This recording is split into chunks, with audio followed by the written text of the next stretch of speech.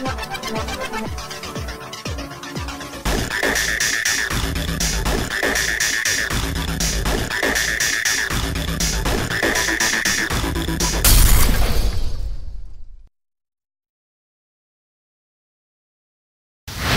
I'm Joe Fortin. I am the founder of the Hollywood Poker Academy, and what I'm here to do today is not to teach you how to play poker. I'm here to teach you how to make money playing poker. There's a big difference. 90% of all poker players are losers. 10% are winners. 10% have patience. 90% have no patience. 10% of poker players study the game, they read books, and they have discipline. The other 90%, which is most of the people out there, including people watching this DVD right now, donate to the game. Hey, not everybody's in this game to make money. Personally, the only reason I do this is to make money. Playing poker is very easy to do. Anybody can learn how to play poker.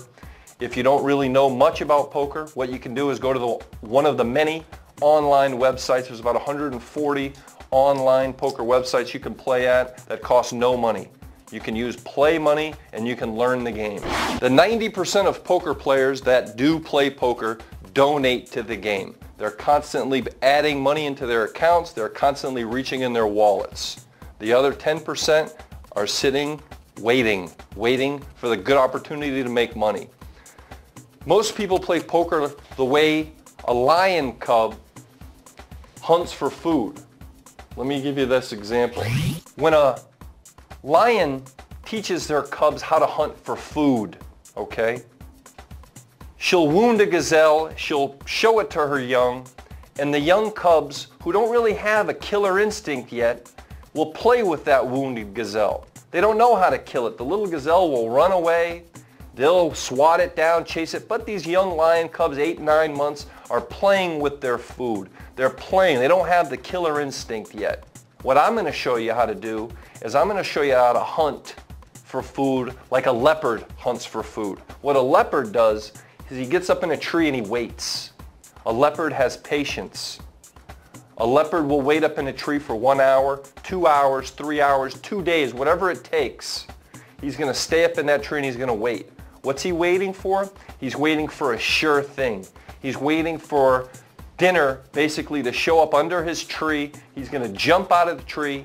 He's going to jump on that gazelle and devour it in literally 2 seconds. Then he's back up in the tree waiting. That's what a professional poker player does. That's a basic analogy. Mainly playing poker is about patience, discipline, and aggression. And that's what I'm going to show you here today is poker players need to be patient, you need to be selective, and you need to be very aggressive when the time is right.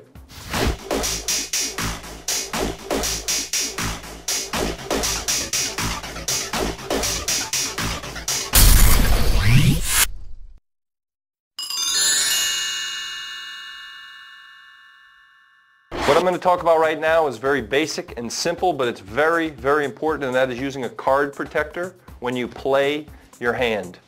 A card protector is basically this. Say you're dealt your 2 cards, okay? And I'm going to give this guy 2 cards also. And let's assume there's other players at the table. Okay. I look at my 2 cards and I decide, yes, I do want to play them. I'm not going to fold. So you use a card protector on top of your 2 cards. This is very basic and you might think this is stupid to even talk about. But I've seen a lot of players not use a card protector and a mistake will happen made by another player and their hand is dead. They might have the best hand at the table. There could be a huge pot and it doesn't matter. Their hand is done. And here's an example of what would happen if you don't use a card protector. And a card protector can also just be a couple of chips, okay?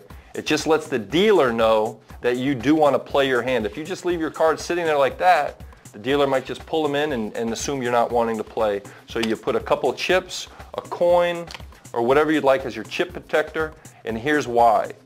Let's say you don't use your chip protector and you've got your 2 cards sitting here and you got 2 aces. You want to play them, you can't wait to play them, okay?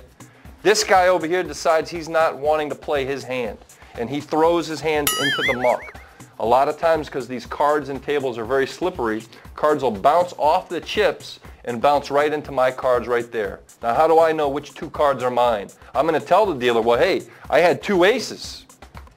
That's not right with the other players. They don't believe that. You could have mixed them in and what have you. So if you use a card protector, that's taken care of. It can never happen. Now one other thing which relates to using a card protector on the internet, okay? When you're playing online, you keep your cursor always on the table itself, okay?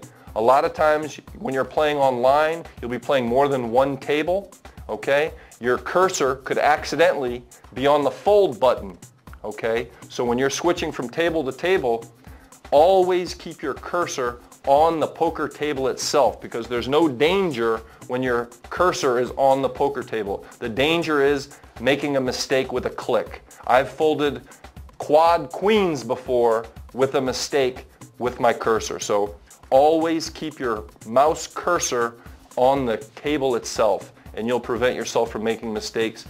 When playing live, always use a card protector when you're going to play, and you'll avoid some stupid mistakes.